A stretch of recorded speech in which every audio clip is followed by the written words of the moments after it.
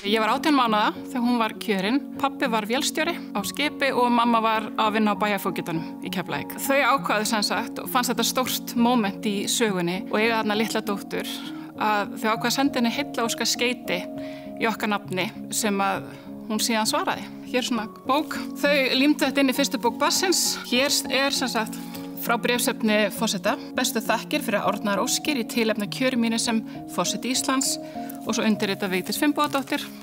Og þetta er dagstimplað hérna 9. ágúst 1980. Þannig alla mín ævi hef ég vitað af þessu skeyti en aldrei séð það, fyrr en í fyrra.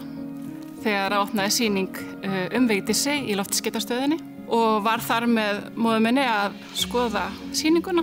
Sá þar að þar var að vera að sýna nokkur skeyti úr hennar safni.